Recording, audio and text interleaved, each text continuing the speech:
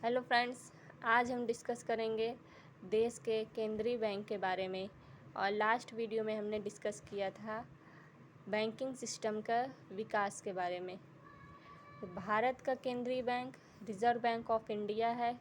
ये monetary system का head होता है। Background: established based on the recommendation of the royal commission Hilton young in 1926। Royal commission की सिफारिश पर 1926 में आरबीआई की स्थापना की गई। आरबीआई एक्ट 1934 के तहत 1 अप्रैल 1935 को आरबीआई स्थापित हुआ। शुरुआत में आरबीआई का हेडक्वार्टर कोलकाता था, जिसे कि 1937 में मुंबई में परमानेंटली बनाया गया। 1949 में यह नेशनलाइज्ड हुआ। स्ट्रक्चर ऑफ आरबीआई: इसमें central board of director, RBI सभी कामों की देखरेख, उनका रेगुलेशन, नियमन सीबीडी के माध्यम से ही करता है, जिसमें गवर्नमेंट डायरेक्टर और नॉन गवर्नमेंट डायरेक्टर होते हैं। गवर्नमेंट डायरेक्टर में गवर्नर और डिप्टी गवर्नर, 4 डिप्टी गवर्नर होते हैं। नॉन गवर्नमेंट डायरेक्टर में 4 लोकल बोर्ड के डायरेक्टर होते हैं, जिसमें कोलकाता, दिल्ली, चेन्नई और मुंबई का प्रतिनिधित्व करते हैं। 10 डायरेक्टर अलग अलग क्षेत्रों के होते हैं और 2 सरकारी अधिकारी होते हैं। तो ये है स्ट्रक्चर ऑफ आरबीआई, आरबीआई का संगठन के बारे में। आरबीआई गवर्नर के फैक्ट: फर्स्ट गवर्नर आरबीआई के ऑसबॉर्न स्मिथ 1935 से 1937 तक। First Indian governor C D Deshmukh 1943 से 49 तक। और longest serving governor sir Benegal Rama Rau 1949 से 57 तक। और सबसे छोटा कार्यकाल 20 दिन का अमिताभ घोष का था, 15 जनवरी से 4 फरवरी 1985 में। करंट गवर्नर हैं संजय मल्होत्रा जी। पूर्व गवर्नर शक्तिकांत दास जी के स्थान पर 26वें गवर्नर हैं, जिन्होंने 11 दिसंबर 2024 से कार्यभार संभाला है। आरबीआई के गवर्नर का कार्यकाल 3 साल का होता है और इनकी पुनर्नियुक्ति भी की जाती है। अब हम जानेंगे functions of RBI. Apex body, also called apex bank. RBI को अपेक्स बैंक भी कहते हैं। Responsible for regulating the entire banking system. देश के बैंकिंग सिस्टम के रेगुलेशन, सुपरविज़न के लिए आरबीआई रिस्पॉन्सिबल है। Monetary authority controls money flow in economy. RBI का सबसे इम्पॉर्टेंट फंक्शन होता है कि इकोनॉमी में मनी सप्लाई को कैसे कंट्रोल किया जाए। Through this economic growth is encouraged by controlling interest rate, money supply and inflation। RBI inflation, money supply और इंटरेस्ट रेट को कंट्रोल करते हुए इकोनॉमिक ग्रोथ को बढ़ावा देता है। नेक्स्ट है issuer of currency, sole monopoly of note issue. RBI को नोट इशू करने का सोल मोनोपोली है, मतलब आरबीआई को नोट छापने का अधिकार है। भारत में 4 प्रिंटिंग प्रेस है, देवास एमपी में, नासिक महाराष्ट्र में, मैसूर कर्नाटक में, सालबुनी वेस्ट बंगाल में। अंडर आरबीआई एक्ट 1934 आरबीआई नोटों की छपाई कई मानकों को ध्यान में रखकर करता है, जैसे जीडीपी, ग्रोथ रेट और फिस्कल डेफिसिट को ध्यान में रखकर आरबीआई नोटों की छपाई करता है। For Indian government coin mint, Bharat में 4 सिक्कों की टकसालें हैं। अलीपुर कोलकाता, हैदराबाद के सैफाबाद चेरलापल्ली में, नोएडा में और मुंबई में है। आरबीआई 1 रुपए के नोटों की छपाई नहीं करता है। भारत सरकार द्वारा 1 रुपए के नोट छापे जाते हैं और उस पर वित्त सचिव के हस्ताक्षर होते हैं। भारत सरकार सिक्कों का निर्माण अंडर इंडियन कॉइनेज एक्ट सिक्का अधिनियम 1906 के तहत करती है। Next, bank of banks. Just as banks provide services to public in the same way RBI provide services to other banks. जैसे कि बैंक जनरल पब्लिक को सर्विसेज और फैसिलिटीज़ प्रोवाइड करती है, उसी तरीके से आरबीआई भी अदर बैंक्स को सर्विसेज और फैसिलिटीज़ प्रोवाइड करता है। No public dealing. RBI public dealing नहीं करता है। इससे रिलेटेड क्वेश्चन यूपीएससी प्रीलिम्स 2012 में पूछा है। Banker of government. RBI keeps the money of central and state government without paying any interest in them. RBI केंद्र सरकार और राज्य सरकार के पैसे को होल्ड करती है बिना किसी इंटरेस्ट के, इसलिए इसको बैंकर ऑफ गवर्नमेंट भी कहते हैं। क्रेडिट कंट्रोलर सबसे इम्पॉर्टेंट फंक्शन है। RBI expand and contract credit according to need of the country.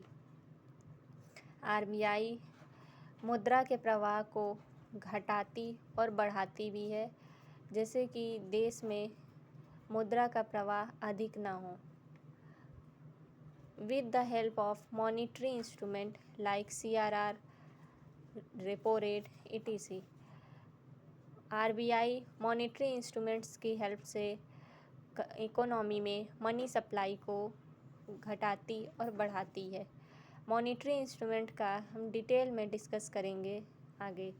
Foreign exchange manager to control regulate transactions like export and import of currency, notes and bullion, transfer of securities, etc.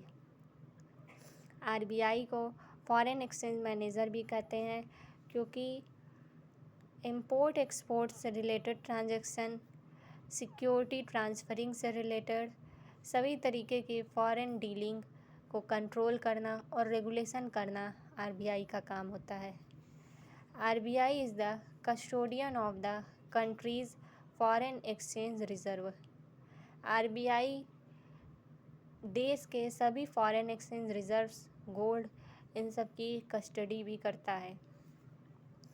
Bharat सरकार ने foreign exchange को, foreign trade को बढ़ावा देने के लिए और उसको सुगम बनाने के लिए 2 अधिनियम भी बनाए थे, जिसमें फेरा फॉरेन एक्सचेंज रेगुलेशन एक्ट 1973, जिसको रिप्लेस किया गया 1991 में एलपीजी पॉलिसी के बाद फॉरेन एक्सचेंज मैनेजमेंट एक्ट 1999 में।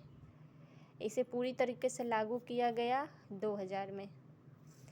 इसका उद्देश्य है to facilitate and simplify the foreign exchange system in India.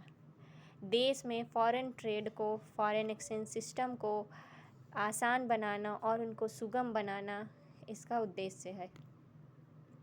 Monetary instruments for controlling money flow in the economy. अर्थव्यवस्था में मुद्रा के प्रवाह को नियंत्रित करने के लिए आरबीआई मॉनिटरी इंस्ट्रूमेंट का प्रयोग करती है। अर्थव्यवस्था में मुद्रा का प्रवाह अधिक हो जाता है तो डिमांड बढ़ जाती है, डिमांड बढ़ेगा तो प्राइस बढ़ेगी, प्राइस बढ़ने से इन्फ्लेशन क्रिएट होता है, जिससे कि मुद्रा का अवमूल्यन होता है, मनी की वैल्यू घट जाती है।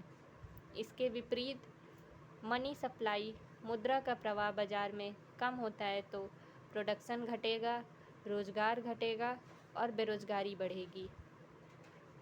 बेरोज़गारी और महंगाई दोनों गंभीर समस्या है, जिसको कि आरबीआई ध्यान में रखते हुए दोनों में संतुलन बनाने के लिए मॉनिटरी इंस्ट्रूमेंट्स का प्रयोग करती है, जिसमें क्वांटिटेटिव और क्वालिटेटिव इंस्ट्रूमेंट है। क्वांटिटेटिव इंस्ट्रूमेंट मात्रात्मक उपकरण जिसमें मुद्रा के मात्रा को नियंत्रण करने का प्रयास किया जाता है। इसमें पहले है रेपो रेट। रेपो रेट वह ब्याज दर होता है जिसके आधार पर आरबीआई बैंकों को अल्पकालिक यानी शॉर्ट टर्म लोन देता है। लोन देने का आधार आरबीआई द्वारा ही वैलिड सिक्योरिटी डिसाइड किया जाता है। वर्तमान में रेपो रेट का ब्याज दर है 6.50%। रेपो रेट बढ़ता है जिससे लोन महंगा हो जाता है और मार्केट में कैश फ्लो कम हो जाता है, लिक्विडिटी कम हो जाती है और इन्फ्लेशन कंट्रोल हो जाता है। रिवर्स रेपो रेट वह ब्याज दर होता है जिस पर आरबीआई बैंकों से लोन लेता है अतिरिक्त लिक्विडिटी को एब्जॉर्ब करने के उद्देश्य से। वर्तमान ब्याज दर है 3.35%। Cash reserve ratio. Cash reserve ratio वह ब्याज दर है जिसमें सभी बैंक को अपने एनडीटीएल का कुछ परसेंट हिस्सा कैश के फॉर्म में आरबीआई के पास रिजर्व रखना होता है, जो कि अभी 4% है। Statutory liquidity ratio. Statutory liquidity ratio जिसमें बैंकों को अपने एनडीटीएल का कुछ परसेंट कैश या गोल्ड या गवर्नमेंट सिक्योरिटी के फॉर्म में स्वयं के पास रिजर्व रखना होता है। वर्तमान ब्याज दर इसका 18% है। नेक्स्ट है बैंक रेट। बैंक रेट वह ब्याज दर है जिसमें बैंकों को आरबीआई लोन देता है दीर्घकालिक लॉन्ग टाइम के लिए और इसमें बिना किसी कोलेटरल के आरबीआई बैंकों को लोन देता है। वर्तमान ब्याज दर है 6.50%। Open market operation. इसमें आरबीआई गवर्नमेंट सिक्योरिटी का क्रय विक्रय करके बैंकों को क्रय विक्रय बाय और सेल करके लिक्विडिटी मेंटेन करता है। नेक्स्ट है मार्जिनल स्टैंडिंग फैसिलिटी रेट। यह वह व्यवस्था होती है जिसमें बैंकिंग सिस्टम को अनएक्सपेक्टेड लिक्विडिटी क्राइसिस के अगेंस्ट सुरक्षा कवच प्रदान करती है। आरबीआई बैंकों को ओवरनाइट 24 घंटे का लोन देती है और वह अपने एनडीटीएल का 2% लोन के रूप में बैंकों को देती है। वर्तमान ब्याज दर है इसका 6.75%। एनडीटीएल का मतलब है नेट डिमांड टाइम लायबिलिटी, जिसमें डिपॉजिट्स और लोन होते हैं। डिपॉजिट, डिमांड लायबिलिटी और टाइम लायबिलिटी दोनों को जोड़ने पर GDTL, gross demand and time liability, जिसमें आईबीएल इंटर बैंक लायबिलिटी को लेस करते हैं। इंटर बैंक लायबिलिटी जब एक बैंक दूसरे बैंक को लोन देती है, उस वैल्यू को लेस करने पर हमें एनडीटीएल प्राप्त होता है। अब है क्वांटिटेटिव इंस्ट्रूमेंट्स।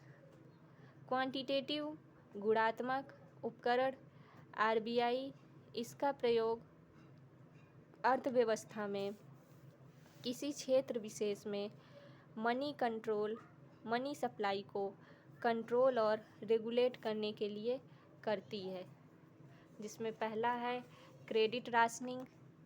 क्रेडिट राशनिंग इसका उद्देश्य होता है मनी के फ्लो को अनावश्यक क्षेत्रों के बजाय आवश्यक क्षेत्र में सर्कुलेट करना।